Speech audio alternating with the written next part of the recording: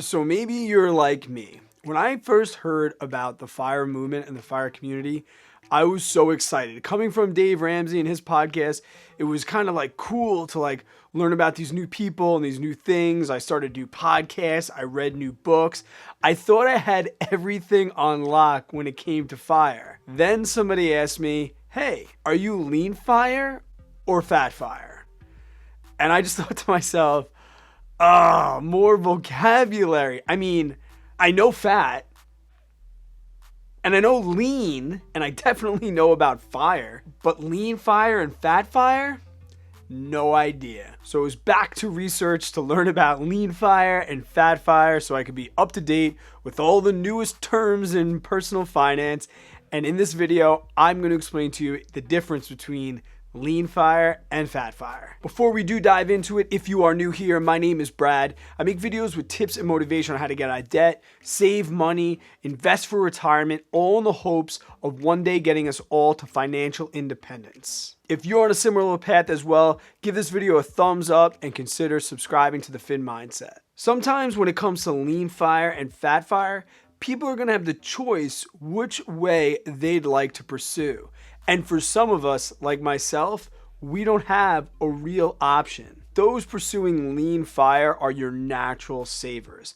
They have cut their spending dramatically. I was reading a subreddit on FIRE, and they talked about those pursuing leanFIRE were living on less than $40,000 per year. At $40,000 a year, that puts their FI number at just about $1 million following the 4% rule. These are the people that move off to the country, become homesteaders, or take advantage of geo arbitrage, where they might move to a different country with a lower cost of living, or even somewhere here in the States that has a lower cost of living. This type of FIRE doesn't necessarily require a bunch of side hustles and passive income streams.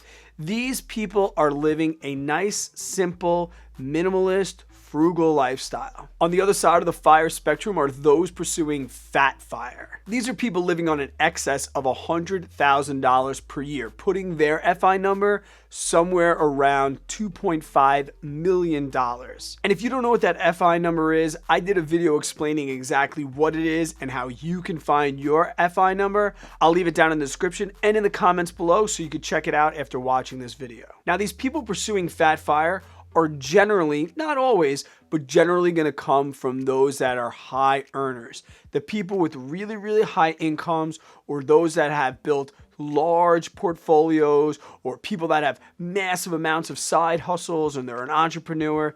These are people that are bringing in a lot of money. And these people kind of inspire me in a little way because they are living this way and they don't have to feel bad about it. And these are the people that kind of get judged a little by other people in the FIRE community. I'll give you an example. Oprah, who's worth billions of dollars, she goes out and buys an $8 million house. And everyone's like, oh, well, that's too much. She doesn't need an $8 million house.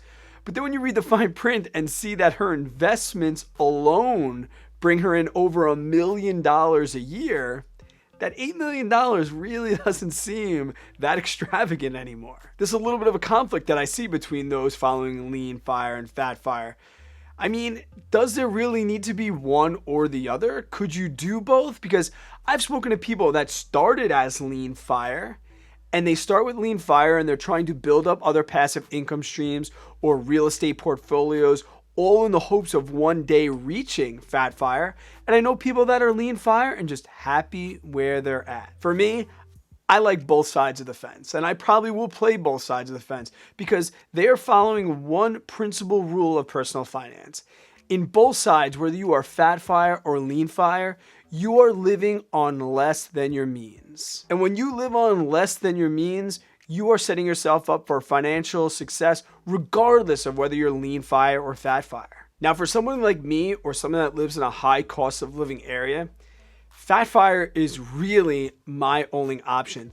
It would be virtually impossible for me to live on less than $40,000 a year in my current living situation. Now, granted, I could pack it all in, put the kids in the car, fly off and live in Southeast Asia where the cost of living is next to nothing, but that's not really a reality for me at my stage of life right now.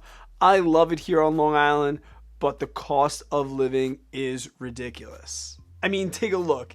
Even at my bare bones, like even the things that I just are fixed costs that are going to happen to me regardless, not counting food, not counting my cell phone, not counting internet, not counting any luxuries whatsoever, just looking at my four walls and my daughter's and my son's childcare. We got my mortgage, their daycare, property tax, insurance, gas to get me to work, my auto insurance, my utilities, and my water bill.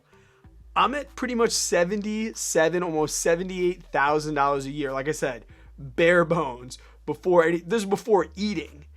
So for somebody like me here in New York, I'm almost forced to live a fatFIRE life. And it was actually kind of cool to learn this, because so many times early in my debt-free journey, I kept looking at other people and other places. And I tried to live my life like other people were living. I tried to budget like they did and cut costs like they did. And every single month, I would look at how much money I was spending and feel like I was doing something wrong. It was a huge realization for me just to realize that I live in a high cost of living area.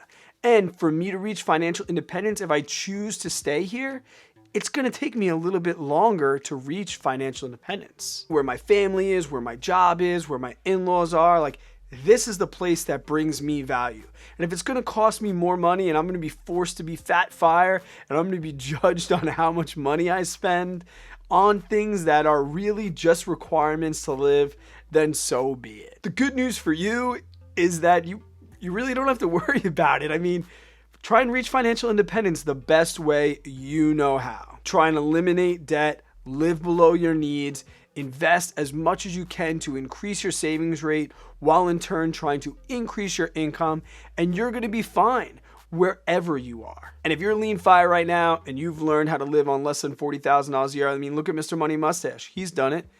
Good on him. But for me, right now, I can answer the question.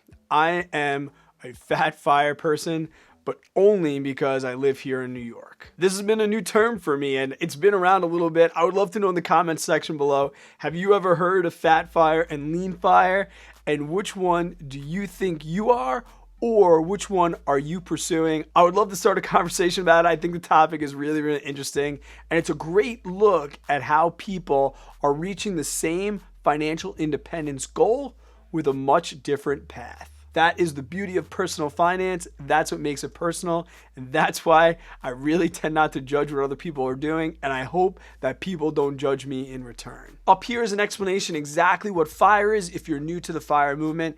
And down here is that video I spoke about earlier, telling you how you can find your FI number. Until I see you on the next one, guys, stay positive, work really, really hard, and always be kind to others. I hope you have yourself an amazing day and a better tomorrow.